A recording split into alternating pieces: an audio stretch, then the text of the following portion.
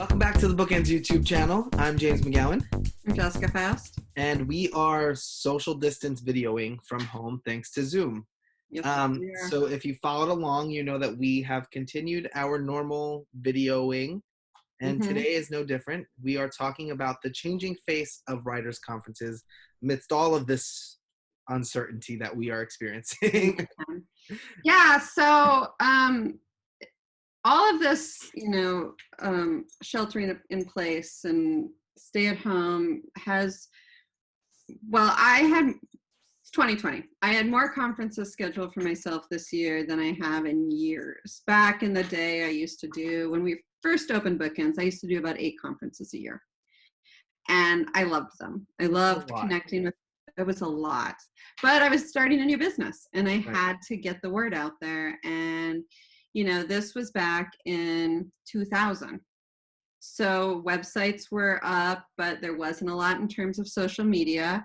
And it was really the only way to get the word out. And it was a great way to meet not just authors, but I would find it, really successful for talking with other agents, learning how they did their business, and meeting editors. So for me, it was a real collection of this is how I'm getting my business off the ground and networking in many different ways. Obviously, as time went on, my conference schedule has lightened. You have started up with more conferences, as have a lot of other people at BookEnds. So this year I had a pretty heavy load. I was excited about a number of the places I was going. I was doing the Surrey conference, obviously London Book Fair. We had Book Expo on the calendar, BoucherCon. I was also scheduled to do a conference in Montana, a lot of different ones. And everything has been canceled all the way up through the year. I mean, I was scheduled through October. I was actually concerned because I had, between September and October, I had 3 different conferences. I was going every other weekend, and now I have nothing. So actually, I might have had 4 conferences. So it's really had me thinking about conferences. Some of them have reached out to us and asked us to keep our exact conference schedule, but virtually. And that is something that you and I discussed a lot. Yeah, I think that it's pretty hard to do. And of course, there's the logic that, well, we've already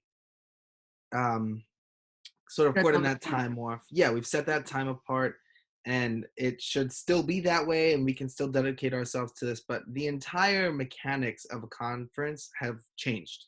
Yeah. So for us, we are going, and we are in that mindset and in a place where people are surrounded us talking about writing. And now that has very much shifted. Nobody's really in that mindset right now, as much as we try to be. I mean, we're still getting up and working 8 hours a day, but it's become very difficult to do that in our normal work day, let alone outside of our work day. Yeah, when we're in conference, we are in something I've always called conference head. Yeah. We are in work mode. We are in networking mode. We're moving and shaking. We are feeling the energy of the conference and of the writers, and we're all feeding off of each other. Conferences are advertised on pitch sessions, which are typically the 10-minute one-on-one meetings that authors have with agents, usually, but also editors, and it gives them the opportunity to pitch their book. Those seem to be the biggest selling point, or what conferences feel are the biggest selling point. The other thing that happens are panels where you have multiple publishing professionals at the front of the room, often talking on one topic. There's a moderator guiding and then taking questions from the audience. And then you will have workshops. And that is where we usually, on our own, you will have one agent or one editor speaking to a room full of people about a topic, and always taking questions and interacting with people. Well, I think some of those things can certainly be done on Zoom and are being done on Zoom. I think that it's trickier. But also, in our experience, what have been converted most frequently to the online database, online format is pitching. And pitching is, from our perspective, the absolute worst part of a conference. And Right, I'm because not alone in this. I will promise you that nearly every agent and editor is going to back me up on this. but it's also like that can be done for free via querying with the Mhm. same results. So to pay for that, what I find the most beneficial about conferences are the networking and the wealth of information that's really at your fingertips. So those panels and all of the discussions and um, keynote speakers and everything that writers can attend just to listen to other people talk and get that information from. But that's not what's been so frequently converted to online. For me, what I think is the most successful aspect of the conference are the meals. Sitting Yeah, down you're at sitting the with, table with writers and editors and agents yeah, and having them trapped, casually. casually relaxed, a glass of wine, some food, real conversation Yeah. about publishing and the market and maybe even your book or books in general. Also the cocktail events or just free time. I mean, when I think of all my conferences experiences over 20 years, those that were the most effective, that I feel authors benefited from what I provided the most, didn't happen in a meeting room. They happened at the dinner table, at the cocktail party, in the lobby when people were just casually relaxed and hanging out. And I think those times are what are going to be missed the most. But I think that taking what we know as the standard conference, which is workshops and panels and pitches, and just saying, well, now we're just going to move it all onto Zoom and do the exact same thing, is a mistake. I don't think pitch sessions are hard in person.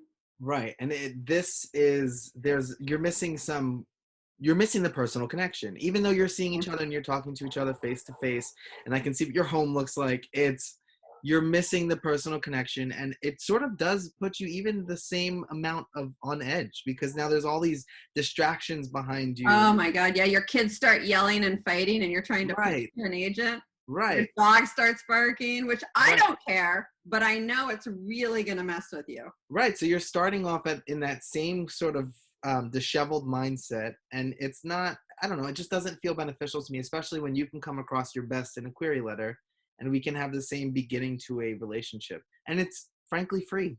But I also feel like what really benefits an author from pitch sessions is, yes, you can get something out of the pitch, but what you're also getting something on is that crowd of authors you're hanging out with, nervously practicing your pitches on before you go into the room.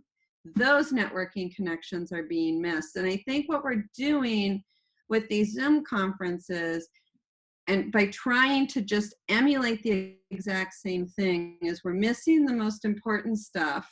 We're taking all the personal connection out of it. Yeah, and I just think I think a workshop could work. Something like that could work in a Zoom where somebody is speaking, sort of like our YouTube video with an audience. Right. That'd be fun. We should do a YouTube video with I was just thinking maybe we should do like round table or something. That could be cool. That would be cool. And that would be a more effective situation in a conference. I have 2 agents. We're going to set you up with 10 writers at a round table, a Zoom round table. Yeah. And there's going to be an interaction, but less pitching. Yeah. But so I think that's what we're trying to say is we don't really have the answer to what conferences need to do. So most conferences have been fully canceled for 2020.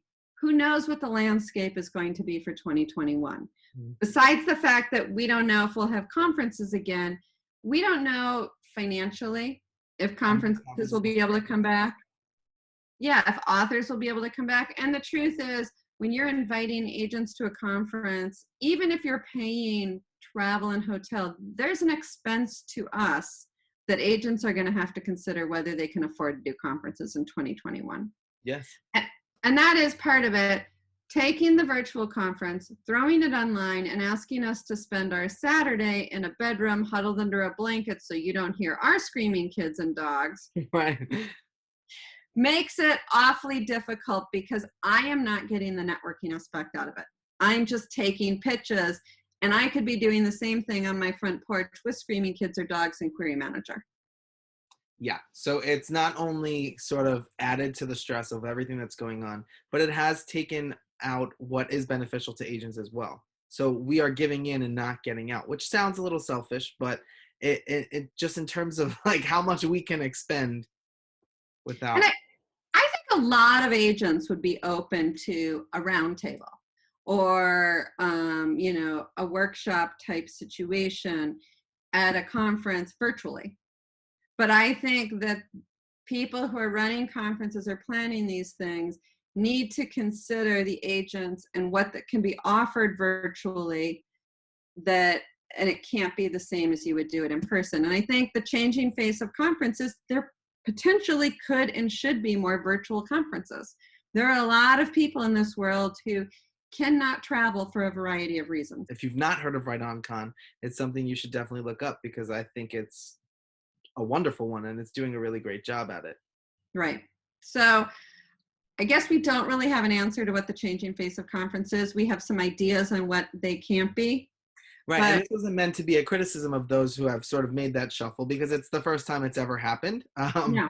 And I think everybody's really doing a good job for the panic and urgency that we've all been thrown into. And I really feel for these conferences because I know there's a financial loss. They're a business. And yes, and I feel for the authors who have invested and, not just money, but also sort of, made an emotional investment into going to a conference, maybe their first one for the year, and it's been canceled, or invested in the fact that they were going to meet an agent who Or they see their really friends wanted to meet who in they've never person. met in real life.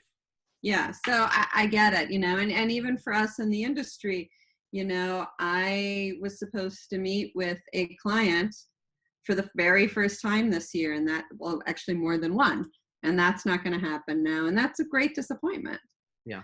But I think there are really amazing ways that virtual conferences can happen. I think there are a lot of agents and editors who would be happy to participate. I just think that there needs to be a lot of thought into not just what can be done for the authors, but also how it would benefit the agents and the editors to make it worth their time and their while. Well, thank you for watching. Don't forget to like and subscribe and hit the little bell. This way you don't miss another video. We're posting fairly irregularly these days, which is not a bad thing because we're posting more than normal. But you don't know when we're going to pop up. So hit the bell so that you get notifications. Thanks for watching. We'll be back soon.